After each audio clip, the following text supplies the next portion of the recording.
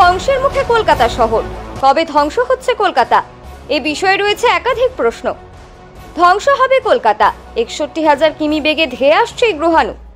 61,000 কিমি বেগে ধেয়ে আসছে 2024 YR4 নামের একটি গ্রহাণু। 2032 সালের মধ্যে আছড়ে পড়তে পারে পৃথিবীতে। কলকাতা সহ ধ্বংস হবে পুরো দেশ।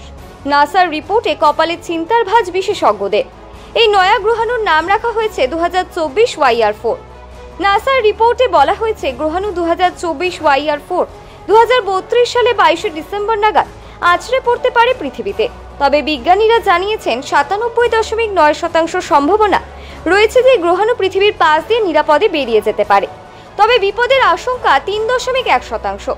যদিও সেই আশঙ্কা নিয়ে বেজায় চিন্তায় বিশেষজ্ঞরা, কারণ গ্রহাণুটি যদি পৃথিবীতে আছড়ে পড়ে তাহলে ধুলোয় মিশে যেতে পারে আস্ত একটা শহর। এমনকি সেই শহরটা হতে পারে আমাদের চেনা কলকাতাও। ঘটনার প্রসঙ্গে নাসার ক্যাটালিনা স্কাই সার্ভে প্রকল্পের বিজ্ঞানী ডেভিড র্যাঙ্কিন জানিয়েছেন গ্রহাণুটির জন্য একটি রিস্ক করিডোর তৈরি করা হয়েছে, যেখানে পৃথিবীর বড় একটি অংশ রয়েছে। এই গ্রহাণুর গতিপথের মধ্যে রয়েছে পূর্ব প্রশান্ত মহাসাগরীয় এলাকা, দক্ষিণ আমেরিকার উত্তর অংশ, আটলান্টিক মহাসাগর, আফ্রিকা, আরব সাগর এবং দক্ষিণ এশিয়া। এই অঞ্চলে থাকা একাধিক জনবহুল শহর রয়েছে যেখানে বিশেষ সংখ্যা প্রকাশ করা হয়েছে। সেগুলি হলো মুম্বাই, কলকাতা, ঢাকা, বাগোটা, আবিজান, লাগোস এবং খার্তুম। বিশেষ করে কলকাতা ভারতের একটি অন্যতম জনবহুল শহর হওয়া এখানে বিপদের আশঙ্কা বেশি।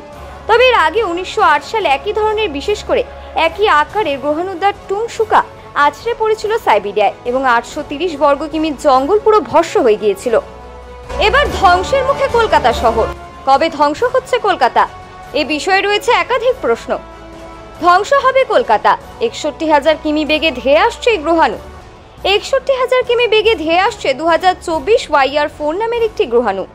2032 সালের মধ্যে আছড়ে পড়তে পারে পৃথিবীতে। কলকাতা সহ ধ্বংস হবে পুরো দেশ।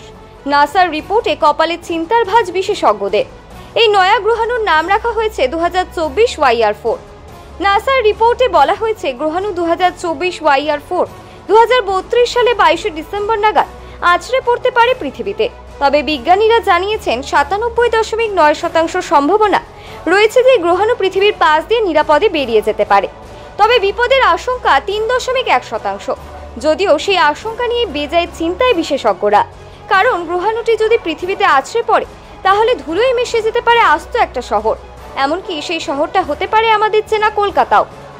ঘটনার প্রসঙ্গে নাসার ক্যাটালিনা স্কাই সার্ভে প্রকল্পের বিজ্ঞানী ডেভিড র্যাঙ্কিন জানিয়েছেন গ্রহাণুটির জন্য একটি রিস্ক করিডোর তৈরি করা হয়েছে, যেখানে পৃথিবীর বড় একটি অংশ রয়েছে।